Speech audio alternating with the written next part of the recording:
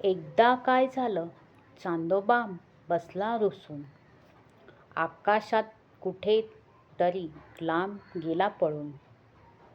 मग काय सगळीकडे एकच गोंधळ उडाला.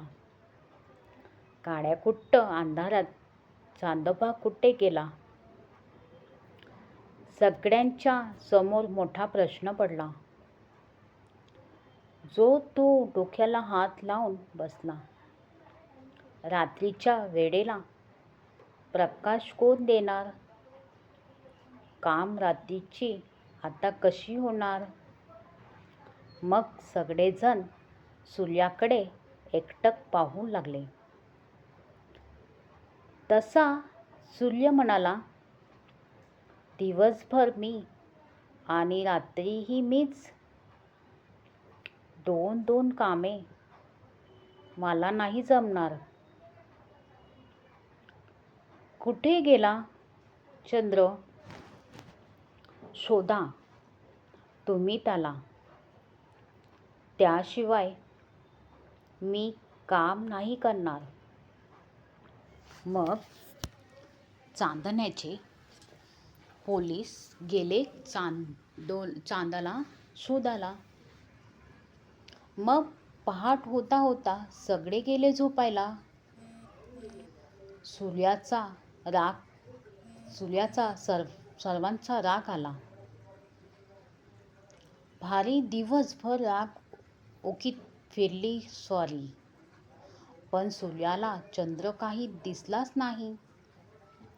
रात्र होताच आला घरी तोही. मग ग्रह तारे चांदण्याची भरली मोठी सभा. खूप खूप विचार केला तरीही प्रश्न नाही सुटला. तेवढ्यात चांदोबाच हजर झाला. सभेत माफ करा म्हणाला हात उचलून हवेत. यापुढे कधीच जाणार नाही पळून. पण एक दिवस सुट्टी घ्या मला ठरवून.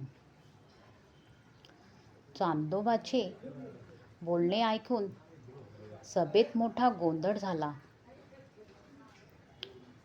एका सुरात सारे ओरडले, का का का? सुट्टी हवी तुला?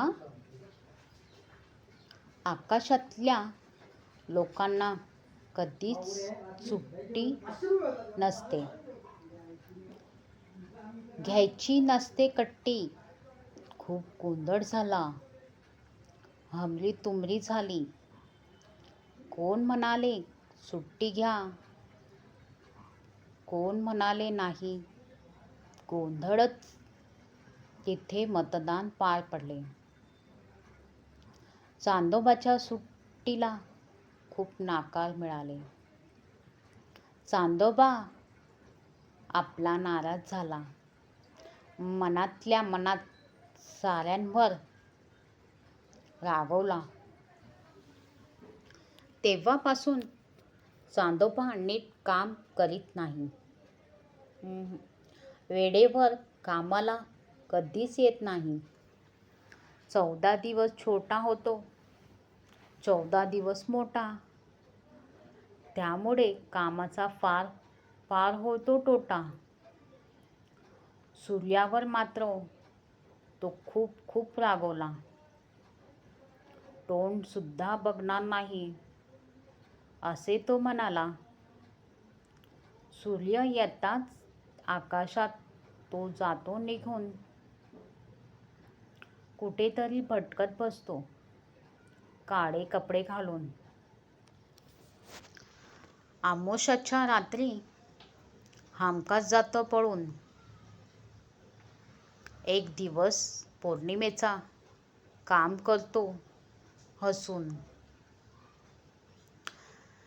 ही स्टोरी आवडली असेल तर सबस्क्राईब, लाईक, शेअर करायला विसरू नका.